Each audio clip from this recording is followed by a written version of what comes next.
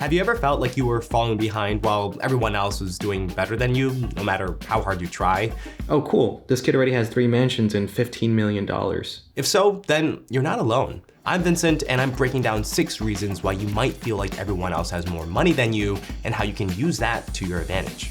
The first reason is they made a bad choice, and let me explain. So back in 2019, one of my coworkers, he posted these incredible photos from his 2-week vacation in Italy. He stayed at the Four Seasons, he ate at Michelin star restaurants, and he flew first class. And here I was sitting dumbfounded on my phone, right? We both had the same salary, we both worked the same amount of hours and worked at the same time, so I couldn't figure out how he could afford all this.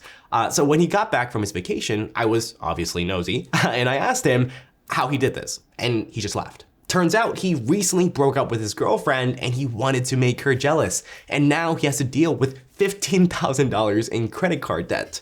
Now, unfortunately, we live in a world that rewards visible wealth. That's the car you drive, the clothes you wear, and the jewelry you own.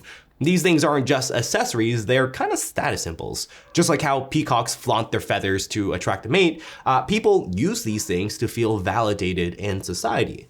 But unlike peacocks, we have the option to buy things with money that we don't have. Like, most luxury spending is paid for with a lot of debt. In fact, the average American household carries over $7,200 in credit card debt as of 2024. But what's interesting is in the book The Millionaire Next Door, the author discovered that most of the millionaires he surveyed, most of them drove secondhand cars, they shopped at Walmart, and they dressed and looked like normal people. Meaning most wealthy people aren't here showing off their money every chance they get, because they know it's more important to prioritize saving and investing to actually become financially successful than just signaling it. By the way, if you want to learn how you can save 1K this month without changing your lifestyle or pinching pennies, I'm hosting a completely free 5-day 1K savings challenge starting January 6th, where we're going to cover the best saving strategies, tips, and resources that actually work. It's completely free, and if you want to check it out, the link is down below, or you can scan the QR code. If you get to that site and it says it's no longer available, then unfortunately we already reached capacity. Next, you're not really sure what you want in life. Like, I spent years working a job that I wasn't a fan of because I basically followed what everyone else did.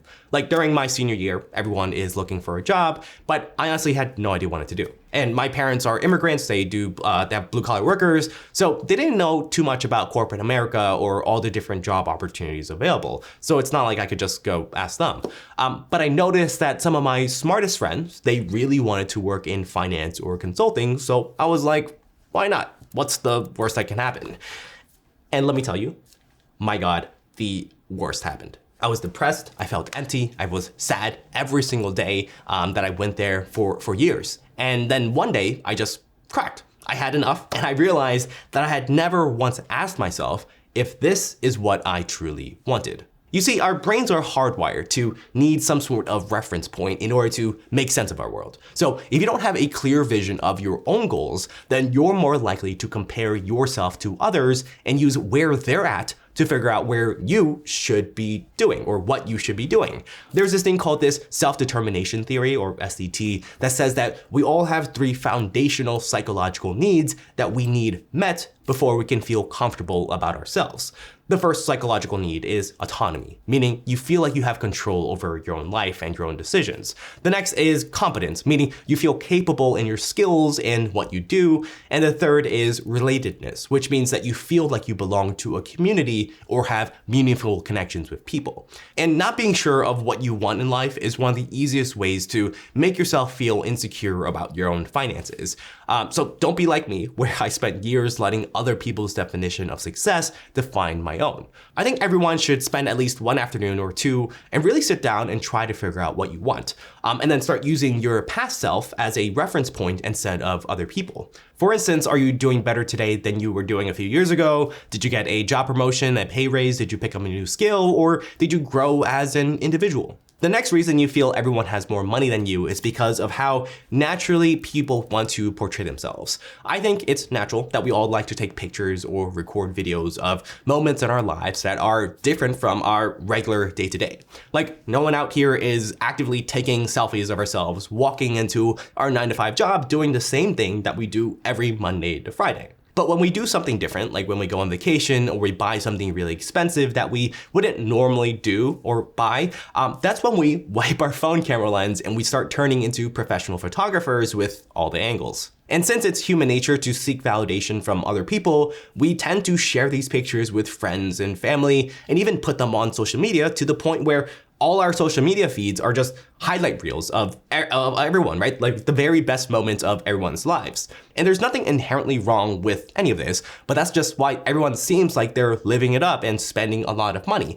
Most people aren't sharing the normal or the bad stuff they go through, like them paying off their credit card bills or them working overtime to afford something really nice. And even for me, right? I try not to record when I have pimples on my face, but I've been getting them a lot recently and I can only hold off recording for so long. So thank you everyone for pointing it out. By the way, if you got any advice for these bad boys, let me know in the comments. The next time you're doom scrolling and you come across one of these highlight reels, just acknowledge that it's okay to feel a little jealous, but just remind yourself that nobody is sharing their normal lives or their everyday struggles happening behind the scenes. So don't measure your financial picture based on what you see on social media. It's like comparing a picture-perfect movie trailer to the actual behind-the-scenes chaos of what it takes to film a movie. Next, you're focusing too much on visible spending. Now, if you've been following me for a while, then you've heard me constantly say that one of the best ways to build wealth is by consistently investing for the long term. And if you've been doing this, that means that a big part of your spending is invisible. Like you can't go around showing off your 401k or your Roth IRA accounts at a party. And I know it can get really tough, right? When you see everyone or you hear everyone talking about getting the latest gadgets and gizmos aplenty, and you're just sitting here like, oh yeah, well, I just bought a stock that's gonna help me retire 5 years earlier. Like I remember when all of my close friends and I, we started working, right? All of them started getting nicer clothes. No more H&M or Forever 21. It was now strictly Banana Republic or J. Crew or whatever jazz. One person even bought a brand new Audi just 3 months into his new job. And then there was me, just quietly trying to max out my 401k and HSA accounts and start investing, right? Like I still wore my old clothes, I had my old phone, and they would always say, damn Vincent, it's time for an upgrade. But fast forward to today, all that invisible spending was what allowed me the freedom to start my own media company. And now those same friends are now asking me, what should they invest in? How can they make more money, et cetera, et cetera. And then there's also that one guy who's still paying off his Audi car loan. There's a really interesting take about this in the book, The Psychology of Money, where the author, Morgan Housel, says wealth is what you don't see, right? It's the savings, it's the investments, it's the financial security. It's the peace of mind that comes from having invisible spending and money. And what you see, in other words, what people show you, is often not actual wealth, it's spending. So the next time that you're tempted to splurge because you think everyone else seems to be, remember that true wealth often grows quietly. Your invisible investments may not be Instagram worthy or something you can experience today, but it will be worth it in the future. The next reason is you're focusing too much on the exception and not the rule. I remember back in 2021 when Dogecoin, FTX, and GameStop AMC was all the rage, right? I would hear all about these overnight success stories of how people turned $100 into $1 million all over TikTok, Reddit, and even YouTube. And I mean, even I got caught up in the hype, right? But the problem is when most people see these kind of get rich quick stories, the immediate natural thought is, that seems doable. Let me give it a go. Which is survivorship bias hard at work, which is basically when we just focus on the winners of people who made a lot of money, we often ignore the losers, right? We see the guy with the Lamborghini who got rich off of Bitcoin, but we don't see the tens of thousands who lost their savings. And this all happens because of two simple reasons. The first one is people probably feel too embarrassed to publicize losing all their money on a silly, risky gamble. And I mean, I would. And number two, posts about losing money probably aren't gonna go viral. So you tend to hear less about it. But if you dig really, really deep, you can actually find some really sad stories of people losing all their money, their life savings, how their nest egg, right? Like even looking at the numbers of comments and likes for these type of stories is nothing compared to how viral the winning stories get. So the next time you see someone post about getting rich on TikTok, Instagram, YouTube, Reddit, whatever, remember that's the exception, not the rule.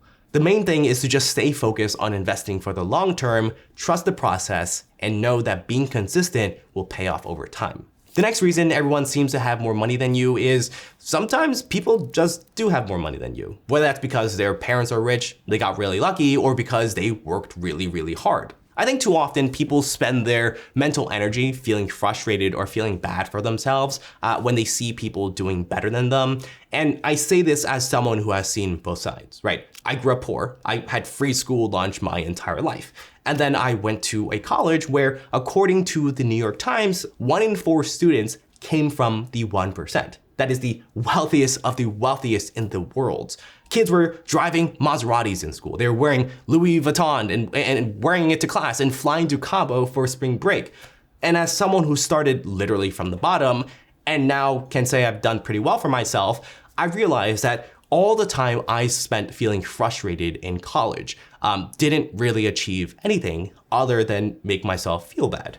What I found really helpful for me was, instead of asking myself, why does so-and-so have more money than me? I started asking myself, how did they do it? Or how did their parents do it?